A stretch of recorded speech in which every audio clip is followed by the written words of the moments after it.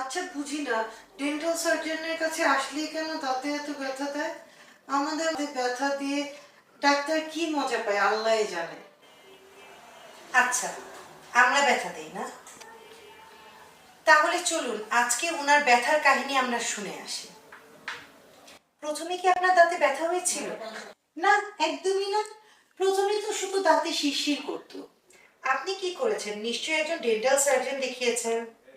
আরে না, আমি তো বিজ্ঞাপন দেখে রেগুলার এন্টি সেন্সিটিভিটি টুথপেস্ট ব্যবহার করেছি। ও আচ্ছা, আপনি এন্টি সেনসিটিভিটি টুথপেস্ট ব্যবহার করেছেন, কিন্তু কেন আপনার দাঁতে শিরশির হচ্ছে তা জানার জন্য আপনি কখনোই একজন ডেন্টাল সার্জনের কাছে যাননি? তারপর? এরপর মাঝে মাঝে দাঁতে ব্যথা হতো। তারপর নিশ্চয়ই একজন ডেন্টাল সার্জনের কাছে গিয়েছেন।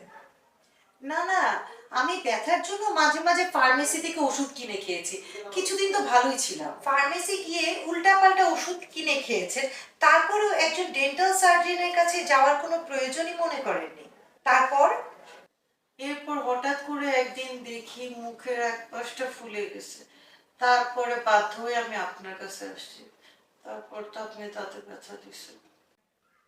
যখন রোগী মুখ ফোলা অবস্থায় আমাদের কাছে আসেন, তখন কিন্তু অলরেডি সেখানে পুজ জমে যায়, এবং সেই পুজ ড্রেন করার জন্য অবশ্যই আমাদের লোকাল অ্যানেস্থেশিয়া ব্যবহার করতে হয়, এবং লোকাল অ্যানেস্থেশিয়া পুজযুক্ত জায়গায় একটু কম কাজ করে। এর কারণ হলো পুজযুক্ত জায়গায় অ্যাসিডিক ইনভায়রনমেন্ট থাকে, এবং সেখানে ব্লাড ফ্লো অনেক বেশি থাকে, এবং নার্ভ অনেক বেশি সেন্সিটিভ থাকে।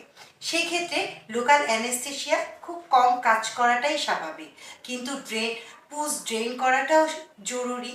এ কারণেই কিন্তু পেশেন্ট ব্যথা পেয়ে থাকে। এখন আপনারাই বলুন, এই ক্ষেত্রে ডাক্তারের দোষ নাকি রুগীর?